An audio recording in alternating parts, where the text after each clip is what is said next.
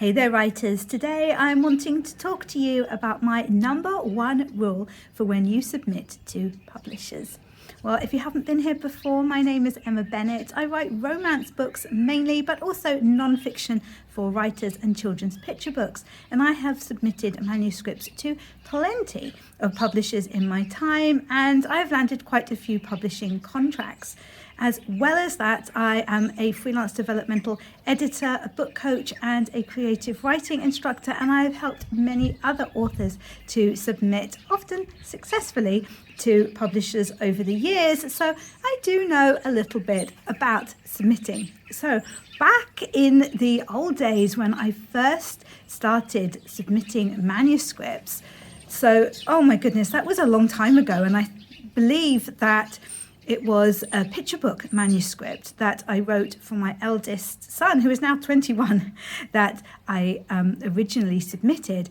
And you printed out your manuscript and you put it in an envelope with a self-addressed envelope inside it as well, so it could be sent back to you. And you popped it in the post and you had to wait sometimes a ridiculous amount of time before you got a response. So now it is so much easier. The way that you usually submit to a publisher now is either via email, or some publishers use different services, like the one that I know the best is Submittable.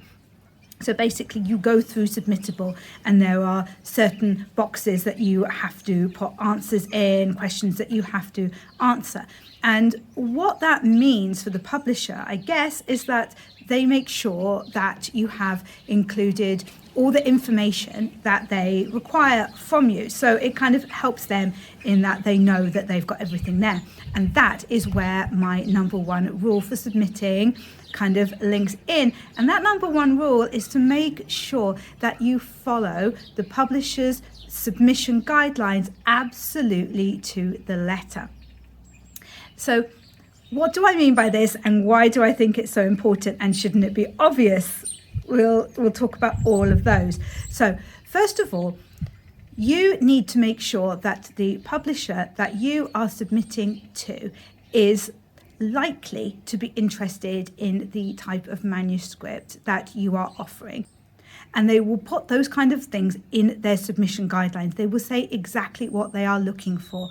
Often they will even say the kind of word count that they are looking for. I know that if you're submitting to Mills and Boon, for example, they have lots and lots of different categories for their books, and each of those categories have different submission guidelines.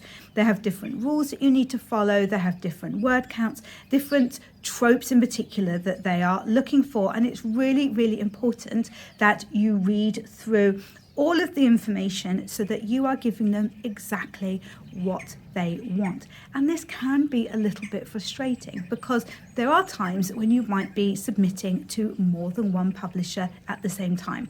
This used to be very, very much frowned upon back in the day, but I think it is more usual now, purely because there are some publishers which do get back to you very quickly. It's absolutely amazing, and it really, I think it shows a lot of respect for the writers who are submitting to them.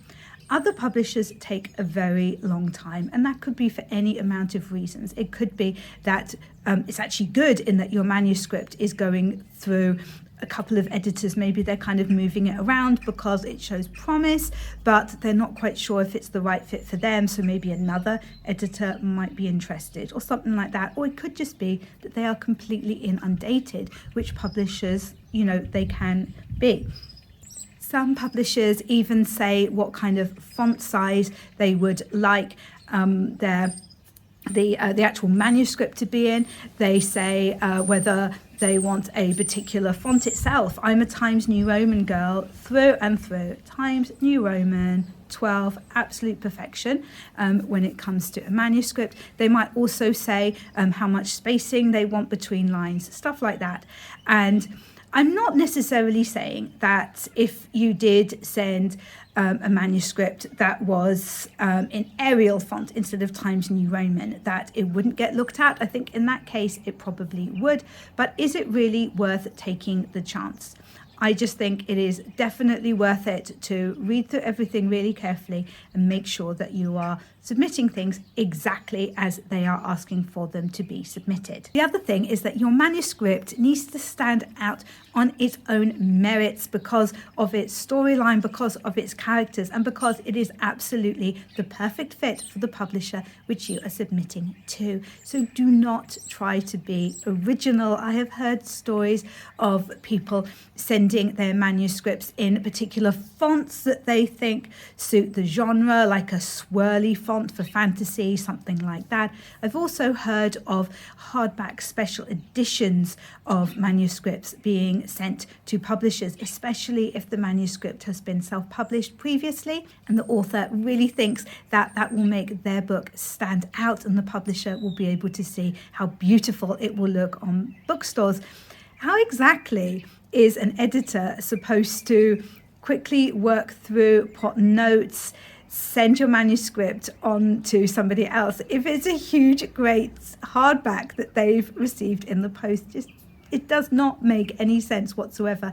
It's actually really lessening your chances of anybody even bothering to take a look at the first paragraph of your book.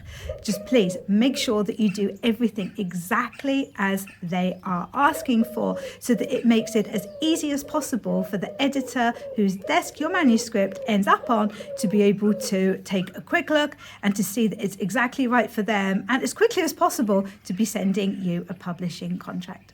I really hope that you found this video useful. If you have, please make sure that you boop the like button and subscribe if you're not already, because there is a lot of this kind of content on my channel and there will be a lot more to come, and I will catch you in the next one.